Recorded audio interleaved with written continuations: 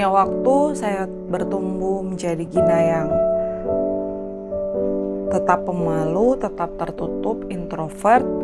Banyak hal yang terjadi sehingga saya bertumbuh menjadi seorang anak remaja yang tidak punya banyak teman.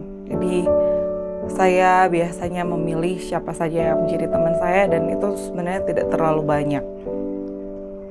Sampai suatu ketika saya lulus dari SMA, saya pengen banget kuliah waktu itu, tapi dengan kondisi ekonomi orang tua, akhirnya saya nggak bisa melanjutkan kuliah langsung ketika saya selesai SMA. Agak sulit sih menerima bahwa kok teman-teman saya bisa kuliah ya, kok saya nggak bisa kuliah ya. Saya harus memendam keinginan saya untuk kuliah sampai 2 tahun. Saya pakai waktu saya itu untuk kerja. Nah, saya termasuk orang yang suka akan tantangan.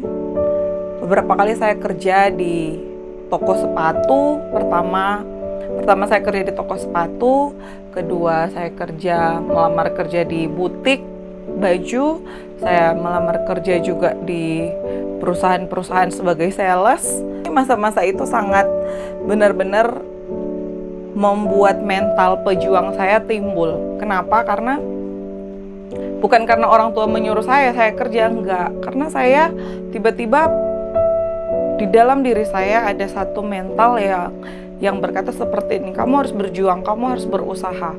Dan itu yang saya lakukan. Saya cari kerja, saya melamar kerja, bahkan berkali-kali gagal dalam pekerjaan. Saya coba lagi di tempat lain, berkali-kali saya disalahkan di satu tempat kerja, saya pindah lagi di tempat lain. Dan sebenarnya banyak hal yang terjadi ketika masa saya kerja. Tetapi hari ini saya menyadari mental saya itu terbentuk, mental seorang pejuang itu terbentuk saat saya sedang bekerja setelah selesai SMA. Bekerja waktu itu saya tidak melihat nominal atau gaji saya. Yang penting itu bagi saya nggak apa-apa, saya mau kerja keras. Dan itu yang hari ini saya tahu, itu yang dinamakan proses hidup.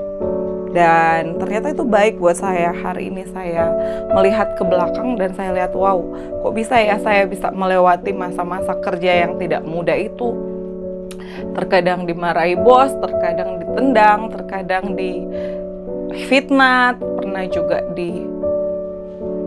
hampir diperkosa. Ada banyak kejadian yang hari ini saya ingat, wow, seorang Gina, waktu itu saya sedang dilatih menjadi seorang yang memiliki mental pejuang dalam hidup ini. Setelah itu 2 tahun berlalu, saya kembali menghidupi kerinduan saya untuk kuliah. Saya bertanya ke orang tua apa bisa saya kuliah, dan akhirnya mereka mendukung, sekalipun waktu itu saya tahu tidak mudah karena kondisi ekonomi yang belum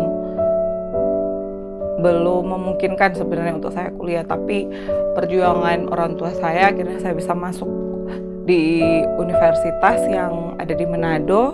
Saya mengambil jurusan manajemen bisnis waktu itu. Pengen coba aja, apa sih yang dimaksud manajemen, apa sih yang dimaksud dengan bisnis. Di pikiran saya waktu itu yang penting saya bisa lulus S1 dan saya dapat kerja yang lebih baik lagi. Masa kuliah dimulai, saya ngekos, banyak hal yang terjadi di semester 1, 2, 3, 4, dan 5. Dan ternyata di momen-momen itu saya sudah sangat-sangat jauh dari Tuhan. Bahkan ada begitu banyak hal yang saya menjadi Gina yang sebenarnya sangat-sangat hancur hidupnya. Saya jauh dari Tuhan, jarang masuk gereja, pernah mungkin setahun hitung berapa kali masuk gereja. Jadi sebenarnya orang tua saya mungkin berpikir waktu itu saya aman-aman saja di kota, tapi sebenarnya saya sudah sangat-sangat jauh dan jatuh. Dan saya ada di titik di semester 5 saat saya sedang kuliah.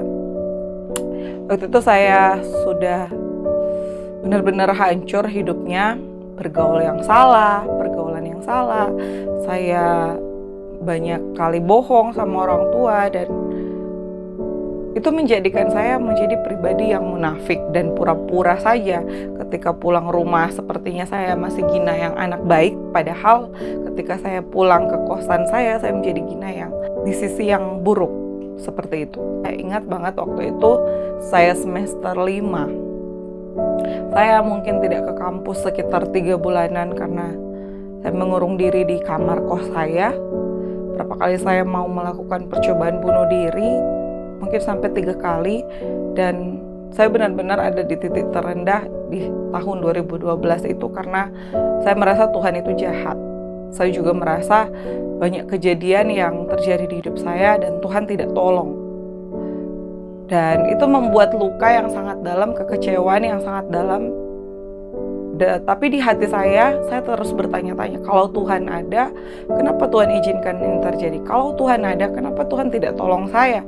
Kalau Tuhan ada, kenapa situasi yang saya alami sangat-sangat sulit? Jadi saya waktu itu punya pacar, saya bergaul sudah mungkin 3 tahunan pacaran sama orang ini, dan ternyata kita nggak jadi. Saya merasa, loh, bukannya orang ini yang akan menjadi pendamping saya. Saya merasa saya menemukan kasih sayang dari orang ini. Dan kalau dia tinggalin saya, ya gimana nasib saya? Jadi saya benar-benar stres. Saya juga merasa hanya dia dunia saya. Ketika tiba-tiba putus atau pisah, atau tidak pacaran lagi dengan dia, saya merasa hancur. Dan ada beberapa teman saya, teman dekat saya, saksinya, saya tuh hancur banget. Di kamar kos saya sudah nggak punya semangat hidup. Saya nggak tahu lagi ini arah hidup saya bagaimana. Apa anak muda pas lagi bucin-bucinnya didapati bunuh diri? Ya karena saya juga korban yang pengen melakukan hal itu. Tapi praise the Lord, hari ini saya hidup dan saya tidak melakukan hal bodoh itu. Dan pada akhirnya saya bersyukur karena di momen itu ada waktu malam harinya saya di kamar kos saya benar-benar sudah kecewa sama Tuhan. Saya cuman setel radio waktu itu dan lagi nangis-nangis, tiba-tiba di radio itu ada lagu yang diputar dan lagunya berbunyi seperti ini. Jangan biarkan aku pergi, jangan biarkan aku berlari menjauh dari tata kasih karunia yang kau beri. Tiba-tiba saya dengar lagu itu di radio dan gak tahu kenapa saya tiba-tiba berlutut dan seperti saya tersungkur. Saya sudah nangis-nangis, saya sudah teriak-teriak, Tuhan jahat, Tuhan tega, dan lain sebagainya. Terus ya di momen itu ketika saya lampiaskan semua isi hati saya, sekalipun saya marah, sekalipun saya kesal sama Tuhan, saya ungkapkan semuanya di malam itu ketika ada lagu yang seperti itu. Dan akhirnya malam itu saya tiba-tiba kamar kosan saya itu berubah menjadi terang. Saya bisa merasakan ada cahaya terang yang mendatangi kamar itu dan saya nggak bisa menggambarkan situasinya yang tepatnya seperti apa, tapi waktu itu saya benar-benar tersungkur, berlutut, kekuatan saya habis, saya benar-benar surrender, dan tiba-tiba ada kayak seperti satu orang pribadi yang mendatangi saya dan dia memeluk saya, dan kata-katanya hanya sesimpel seperti ini. Gina, aku mengasihimu dengan kasih yang kekal. Maukah kamu mengampuni semua orang yang menyakiti hatimu? Dan saat itu saya teriak, ya saya nggak bisa Tuhan, saya nggak bisa mengampuni. Saya tuh marah sama Tuhan, saya nggak mau, saya nggak bisa. Dan saya terus mengalami di hati saya kayak ada terjadi sesuatu, kayak ada yang bergerak, dan seperti ada satu batu yang tiba-tiba diangkat, batunya sangat besar dan sangat keras, tiba-tiba diangkat dari hidup saya. Dan hari ini saya tahu bahwa wow, hari itu saya dilepaskan dari sakit hati, marah, kecewa, kepahitan, rasa pengen bunuh diri. Saya dikembalikan identitas saya, bahwa saya itu anak Bapa di surga.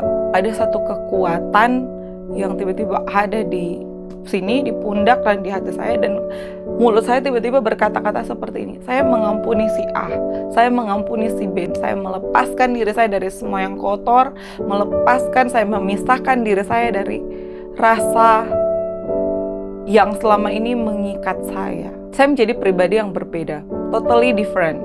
Saya datangi mereka, saya kasih salam, bahkan ada orang yang saya doakan dan saya berkati. Padahal dulu saya pengen banget membunuh mereka.